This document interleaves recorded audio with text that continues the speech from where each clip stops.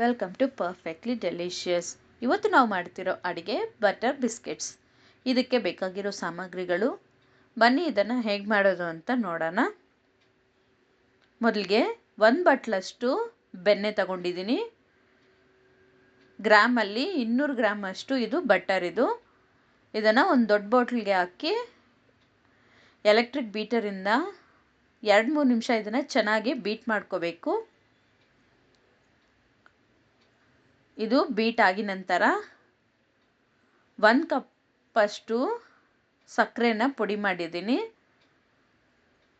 200 gram ಅಷ್ಟು ಸಕ್ಕರೆನ ತಗೊಂಡು ಪುಡಿ ಮಾಡಿ ಹಾಕ್ತಾ ಇದ್ದೀನಿ.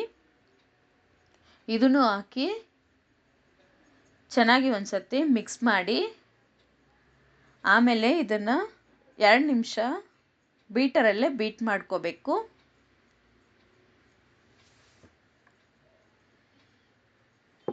ನೀವಿಲ್ಲಿ ನೋಡಿದ್ರೆ ಗೊತ್ತಾಗ್ಬೋದು, ನಾನು ಬೀಟ್ರಲ್ಲೇ ಒಂದ್ಸತಿ ಮಿಕ್ಸ್ ಮಾಡಿ ಬೀಟ್ ಮಾಡ್ತಾ ಇದ್ದೀನಿ. ಇದರಲ್ಲಿ 2 ಟೀ ಸ್ಪೂನ್ ಅಷ್ಟು ವೆನಿಲಾ ಎಸೆನ್ಸು ಹಾಕಿ ಮತ್ತೊಂದು ನಿಮಿಷ ಇದನ್ನು ಬೀಟ್ ಮಾಡ್ಕೋಬೇಕು. ಕೊನೆಗೆ ಅರ್ಧ ಬಟ್ಲಷ್ಟು ಹಾಲನ್ನು ಹಾಕಿ ಚೆನ್ನಾಗಿ ಮಿಕ್ಸ್ ಮಾಡಿ ಬೀಟರ್ನ ಆಫ್ ಮಾಡ್ಕೋಬೇಕು.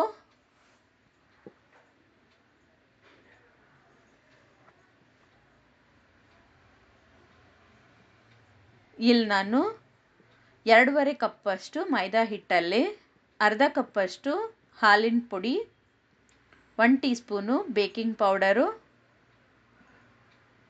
1/4 ಟೀ ಸ್ಪೂನಷ್ಟು ಉಪ್ಪು ಹಾಕಿ ಇದನ್ನು ಒಂದ್ಸತಿ ಚೆನ್ನಾಗಿ ಮಿಕ್ಸ್ ಮಾಡ್ಕೋಬೇಕು.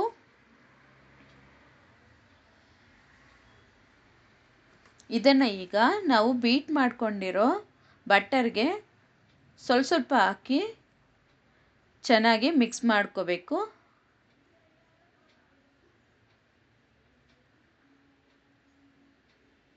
ಹಿಟ್ಟು ಹಾಕಿದ ನಂತರ ಮೇಲೆ ಎಲೆಕ್ಟ್ರಿಕ್ ಬೀಟರ್ ಅವಶ್ಯಕತೆ ಇಲ್ಲ.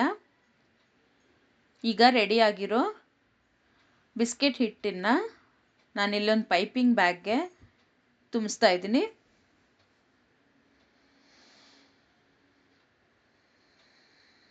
ಇಲ್ಲಿ ನಾನು ಒಂದು ಬೇಕಿಂಗ್ ಟ್ರೇಗೆ ಬಟರ್ ಶೀಟ್ ಹಾಕಿ ಚಿಕ್ಕದಾಗಿ ಬಿಸ್ಕೆಟ್ನ ಮಾಡ್ತಾ ಇದ್ದೀನಿ.